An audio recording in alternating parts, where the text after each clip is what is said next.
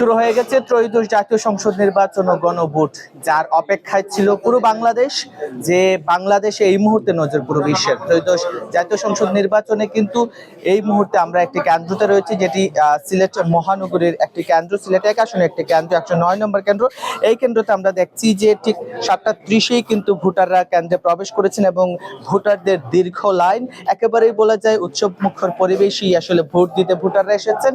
Vote গ্রহণ ইতিমধ্যেই চলছে এবং ভোটাররা বলছেন দীর্ঘদিন পরে তারা এভাবে লাইন ধরে ভোট দিচ্ছেন।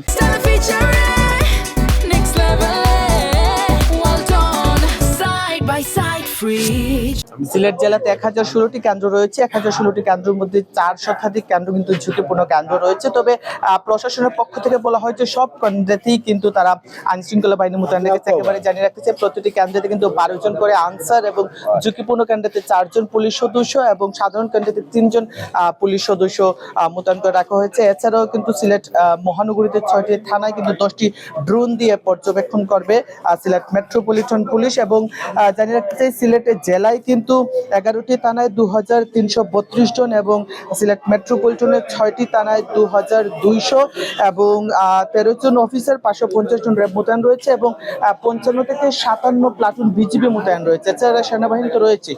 সবকিছু মিলিয়ে আসলে প্রশাসন সুন্দর সুশৃঙ্খল একটি ভোট দিতে সব ধরনের নিরাপত্তা তারা কিন্তু নিয়ে রেখেছেন এবং সব ধরনের প্রস্তুতি শেষে কিন্তু ভোট গ্রহণ শুরু হয়েছে এবং ভোটাররা বলছেন দীর্ঘদিন পর তারা এভাবে লাইন ধরে ভোট দিচ্ছেন, যেটি তারা একটি ঐতিহাসিক মুহূর্তের সাক্ষী হচ্ছেন।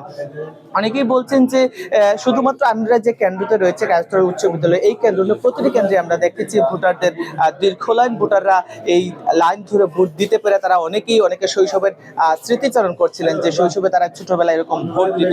তো সবকিছু মিলিয়ে সিলেটে যে ভোট গ্রহণ চলছে সেই ভোট গ্রহণের চিত্র আসলে দেখানোর চেষ্টা করছিলাম এবং ভোটারদের উপস্থিতি জানানোর চেষ্টা করছিলাম।